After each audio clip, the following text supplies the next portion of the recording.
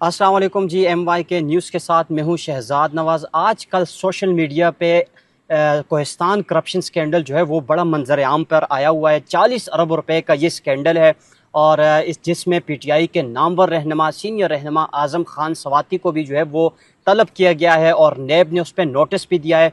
और इसके साथ साथ जो है वो बाकी रहनुमा भी हैं तहरीक इंसाफ के, जो कि इस जो करप्शन स्कैंडल है उसमें मुबज्जिना तौर पर जो है वो मुलविस हैं। इस स्कैंडल को सबसे पहले जो है वो ब्रेक करने वाले सहाफ़ी अताउर रहमान कोहिस्तानी, जिनका ताल्लुक कोहिस्तान से है, और उन्होंने सबसे पहले ये खबर ब्रेक की। क्या स्कैंडल था, कौन सा मतलब क्या सब जो प्रोजेक्ट था जिस पे ये करप्शन जो है वो उन्होंने की है मुबैना तौर पे? देखेंगे CNW डिपार्टमेंट अपर कोहिस्तान में ये करप्शन हुई है। 40 अरब जो है अभी नेब ने कहा है, बेसिकली ये 76 अरब की करप्शन हुई है। 26 अरब रुपए अभी तक नेब की जानिब से भी उसकी तस्दीक नहीं की गई है। ये बेसिकली ये जो ओवरऑल एक फ़ंड था, ठीक है, और ये 2021 से लेकर 2024 तक इसमें फेक चेक्स बनाए गए और फिर उन चेक्स के थ्रू जो है वो पैसे निकाले गए। उनमें सरकारी लोग भी मुलविस थे।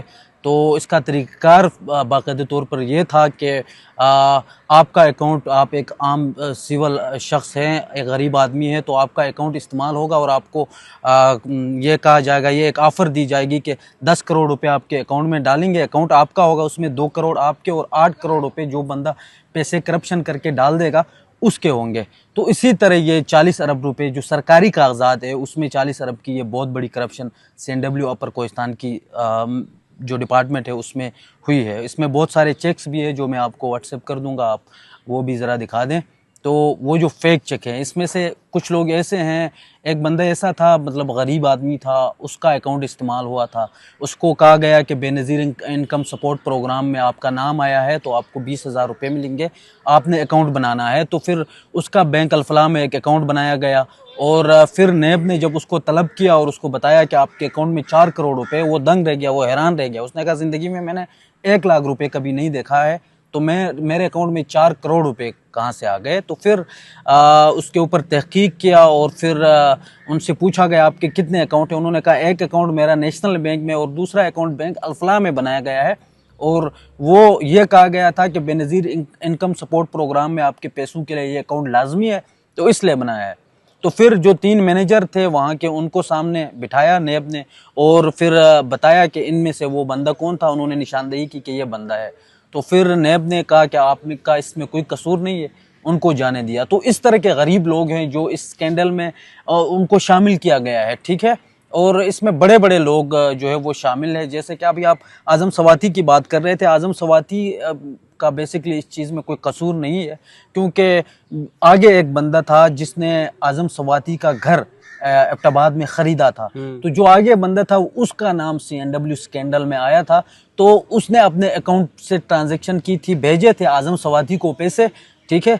तो वो एक लिंक जो है वो जोड़कर फिर उसी के थ्रू नेब ने जो है वो आज़म सवाती को भी तलब किया था। तो ये बताइएगा कि आज़म सवाती जो है वो मेन किरदार हैं जिन पे ये इल्ज़ाम लगाया जाता है कि वो इसके किरदार हैं इस मुबैना स्कैंडल के। तो और कौन कौन से PTI के रहनुमा हैं जो कि जिन्होंने मेन किरदार अदा किया इस करप्शन में? और 76 अरब रुपये जिस तरह आप करप्शन बता रहे हैं उन्होंने की, कौन कौन से रहनुमा हैं?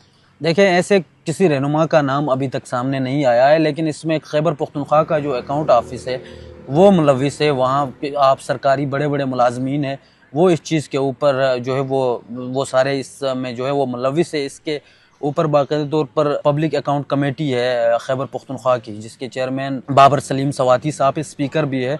उन्होंने इजलास भी किया, उसमें अकाउंट ऑफिस के जो हेड है उनको बुलाया गया और उनसे ये तफ्तीश की गई। उनसे पूछा गया कि इतनी बड़ी करप्शन आपके थ्रू ये हुई है, ये किस तरह हुई है, क्यों हुई है, आप बताएं, जवाब दे। तो उनके पास कोई जवाब नहीं था। लेकिन हैरान कुन तौर पर एक ये हैरानी की बात यह है कि अभी तक वो अपने ओहदे के ऊपर अभी भी जो है वो मौजूद है। अगर आपके डिपार्टमेंट में इतनी बड़ी करप्शन होती है तो फिर आप उनको निकाल दें, दूसरे बंदे को लाएं। लेकिन वो बंदा अभी भी बैठा हुआ है और उन्हीं को बोला हुआ है कि आपने जो है ना चीज़ों को इन्वेस्टिगेट करके देना है।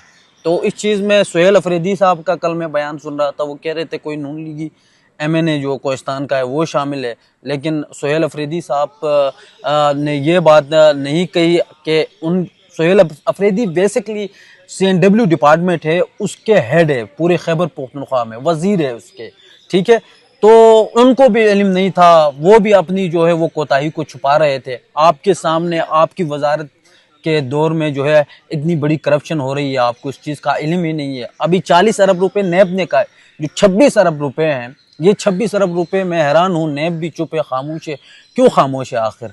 ये 26 अरब का भी जो है वो आप उसको भी देखें, उन चीज़ों को भी इन्वेस्टिगेट करें कि उसमें कौन कौन से लोग शामिल है। इसमें बड़े बड़े मगरमच्छ शामिल है, लेकिन उनके खिलाफ किसी के पास कोई सबूत नहीं है, तो इसलिए वो बचे हुए हैं।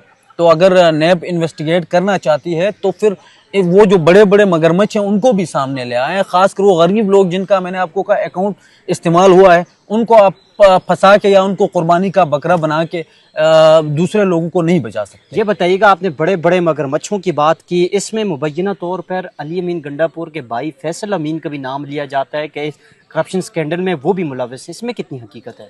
देखिए, ये बताया जा रहा है कि है, और इसके ऊपर जब इल्ज़ाम लगाया गया तो अली अमीन गंडापुर साहब ने उल्टा जो है ना वो हर जाने का नोटिस भेज दिया कि आपके अगर हमने करप्शन की है तो फिर आप जो है ना वो सबूत भी दें। इस चीज़ का सबूत किसी के पास नहीं है। मैं भी वो हो भी सकता है, नाम सुनने में हमें भी आया है, लेकिन कंफर्म इस चीज़ की मतलब अभी तक कोई नहीं कर सकता कि वो भी शामिल है। अच्छा, ये बताइएगा, इसमें जो लोग जिनके नाम बताए जा रहे हैं उनके साथ साथ जो केपी के अंदर जो करप्शन को कवर करने वाले या उसकी तहकीक करने वाले इदारे, आपको लगता है वो भी मुलविस हैं इसमें? देखें, अदारे तो बिल्कुल भी इस चीज़ के अंदर मुलविस है। पहले से ही बहुत सारे ऐसे अदारे हैं जिन के साथ डीलें हो गई और फिर करोड़ों अरबों के मद में जो है वो पैसे जो है वो उनको दिए गए। ये हमारी ज़राए ने हमें बताया है, ठीक है। तो ये बहुत सारे इसमें है, बहुत सारे लोग इसमें मुलविस है। जैसे मैंने आपको कहा ना, सरकारी लोग इसमें मुलविस है।